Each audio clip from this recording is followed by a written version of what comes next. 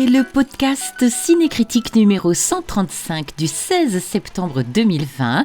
Bonjour à toutes et bonjour à tous. Eve et Tofi, du podcast des amoureux du cinéma, de tous les cinémas, des critiques de films et de l'actualité du cinéma.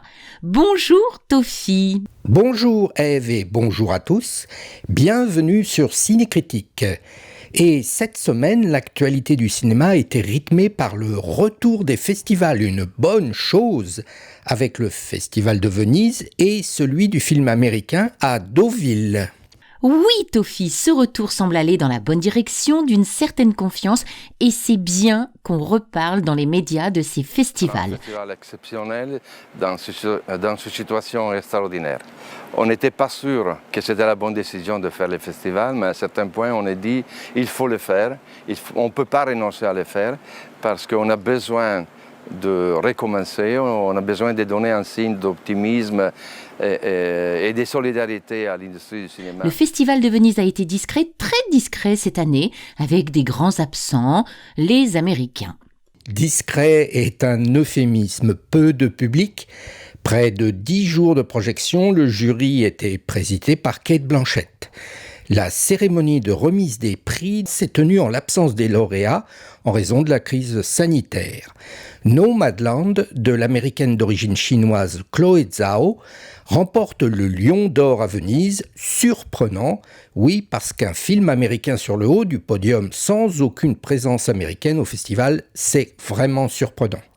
Nomadland met en scène l'actrice Frances McDormand, qu'on avait vue dans Fargo des frères Coen et plus récemment dans Three Billboards. Elle joue le rôle d'une veuve du Nevada qui, ruinée par la crise des subprimes et la déchéance industrielle de sa ville, lâche tout pour embrasser une vie nomade à travers l'Ouest américain. Zhao poursuit ici une veine impressionniste façon road movie social, avant qu'on ne la retrouve, et c'est étonnant, à la tête d'une production Marvel qui s'appellera Eternals, annoncée pour février 2021. Et Nomadland sort le 31 décembre en France. Et le premier Lion d'argent, grand prix du jury, est allé au Mexicain Michel Franco et son cinéma coup de poing radical pour Nuevo Orden. Nuevo Orden raconte un mariage au sein de la haute société interrompu par l'arrivée d'invités non désirés.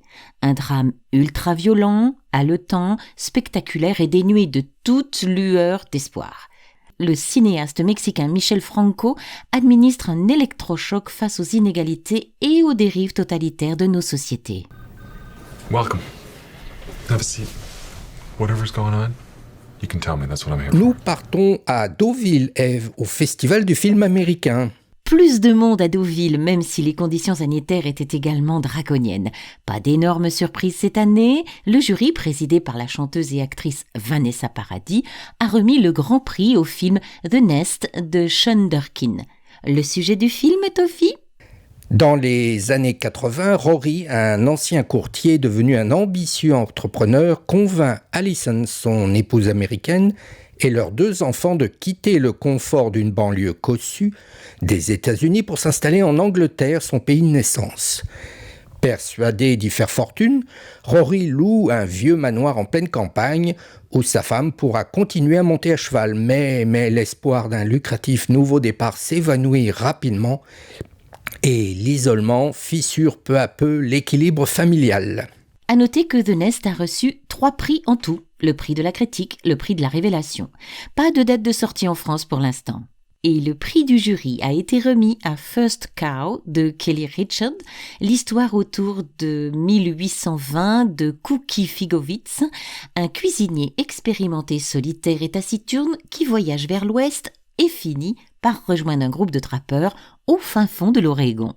Là, il se lie d'amitié avec King Lou, un immigrant d'origine chinoise qui cherche aussi à faire fortune. Ils vont rapidement s'associer pour créer une petite entreprise prospère, utilisant une vache laitière très prisée par un riche propriétaire des environs pour fabriquer des gâteaux.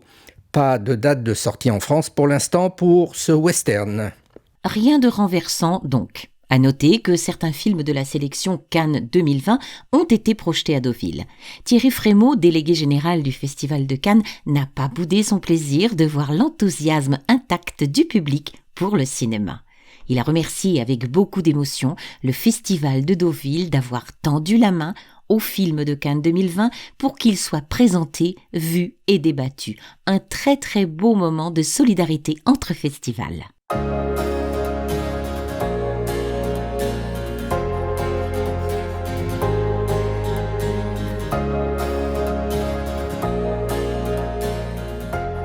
Retour aux écrans français maintenant avec les sorties de la semaine. 10 films, dont 6 documentaires qui sortent cette semaine.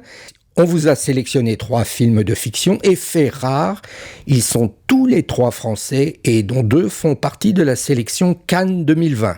Antoine de Maximi, le présentateur de J'irai dormir chez vous, a disparu alors qu'il était en tournage dans les Carpates. Je présente Agnès, la monteuse d'Antoine. Lieutenant Laurent Logier. Le lieutenant Logier vient de rapporter les affaires d'Antoine. Oui, il y a beaucoup de matériel et pas mal de cassettes.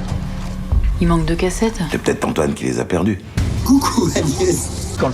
On commence par la comédie de Antoine de Maximi qui s'appelle J'irai mourir dans les Carpates avec Antoine de Maximi, Alice Paul et Max Boublil.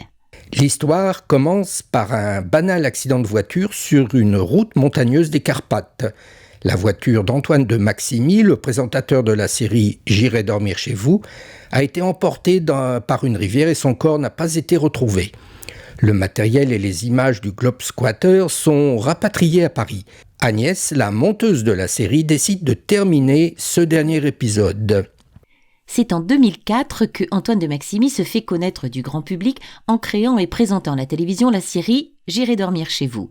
Des carnets de voyage fantastiques et totalement improvisés, tournés dans plus de 60 pays où il se filme seul en cherchant à dormir chez l'habitant.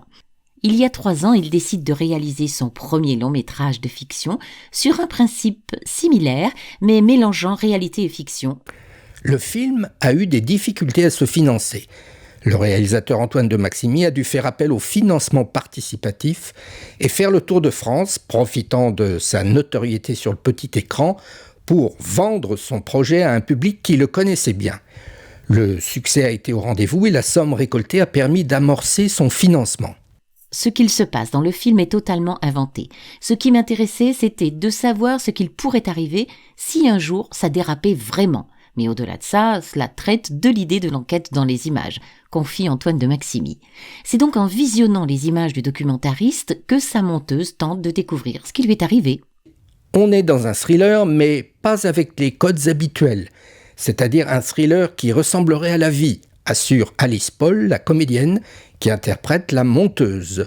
Un thriller pas comme les autres, qui montre les recherches parallèles entre la monteuse et le flic, dont les métiers nécessitent tous deux un grand sens de l'observation et du détail. À voir pour cela. 6 jours de marche, on est d'accord? Oui, c'est ça, oui. 870 €. 870 €. Vous marchez avec un âne? Pourquoi? Pas vous? Ah non, on n'est pas les fous. Bonjour Patrick. Voilà, s'il prend de la vitesse dans les descentes, hélicoptère, hein, il a peur, il s'arrête. Le second film est une comédie romantique de Caroline Vignal qui s'appelle Antoinette dans les Cévennes avec Laure Calamy, Benjamin Laverne et Olivia Cotte. Des mois qu'Antoinette attend l'été et la promesse d'une semaine avec son amant. Alors quand celui-ci annule leurs vacances pour partir dans les Cévennes avec sa femme et sa fille, Antoinette ne réfléchit pas longtemps. Elle part sur ses traces. Ce film a reçu le label Cannes 2020 dans la section comédie et a été nommé au Festival d'Angoulême. Le principal personnage de ce film est la nature sauvage de la région des Cévennes, avec de grands espaces souvent non cultivés, comme on en voit peu en France. On écoute la réalisatrice. On a cette sensation qu'on peut marcher des heures sans croiser personne. On voit loin, ces cieux, ces paysages donnent une impression d'immensité. On pense bien sûr au western, aux grands films d'aventure. Peu de régions en France offrent cela. Cette beauté aride, sauvage, nous lave les yeux et elle guérit Antoinette. En la traversant, elle apprend qu'elle peut compter sur elle-même et se libère de tout ce dont elle croyait dépendre, confie la réalisatrice Caroline Vignal. Le film est audacieux et surprenant. L'âne qui accompagne la randonneuse s'appelle Patrick et Laure Calamy, qui joue la randonneuse, est d'une sensibilité très communicative. Un film joueur, drôle et libérateur dans lequel le voyage est plus important que la destination. On vous le conseille. Nous parlions du film Antoinette dans les Cévennes. Je veux pas que tu t'imagines qu'une relation durable et officielle est possible entre nous. Ah bon? Pourquoi? Je suis déjà mariée. T'es mariée? T'es avec quelqu'un, je peux pas. Mais même un baiser? Même un baiser, c'est un principe.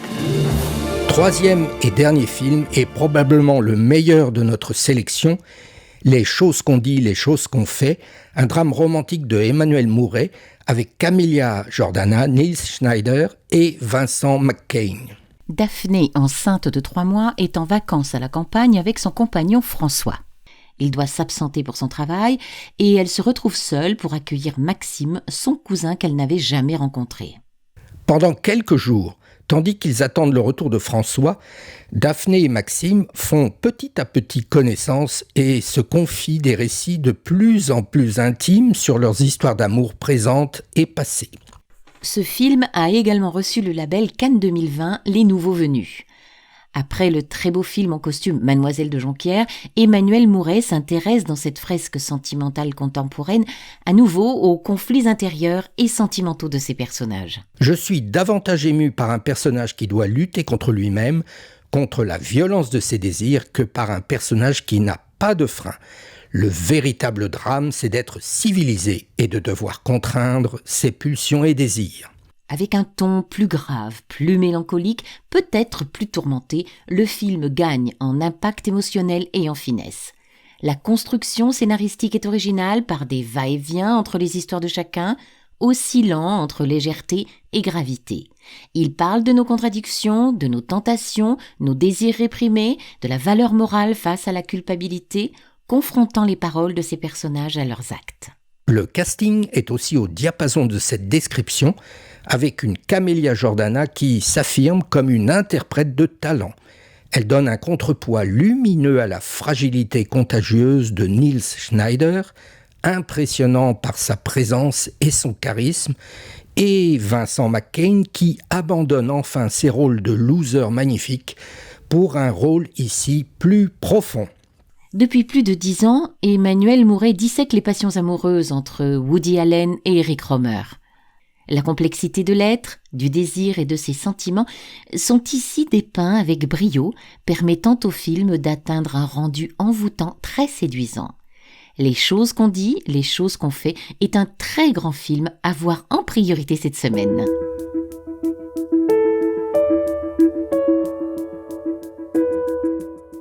Nous avons fini avec les nouveautés de la semaine et on passe aux critiques et on a vu La Daronne de Jean-Paul Salomé avec Isabelle Huppert, Hippolyte Girardot et Farida Ouchani et on a été déçus. Oui, Tofi, l'histoire de cette femme modeste qui saisit une occasion pour prendre sa revanche sur la vie est pleine d'incohérences. Le scénario est peu convaincant et on assiste à des baisses de rythme qui cassent la dynamique du film. Parti voir le film avec un préavis favorable, on est déçu par cette histoire irréelle qu'on aurait aimée, mais on n'arrive pas à s'y accrocher, probablement par manque de cohérence du scénario. L'humour se pointe parfois, mais jamais le rire. Tout le film repose sur Isabelle Huppert, excellente mais seule, et parfois en roue libre. Son partenaire Hippolyte Girardot restant malheureusement dans son ombre et encore une fois sous-exploité. Une déception à la hauteur d'une forte attente d'un film qui jamais ne choisit sa direction.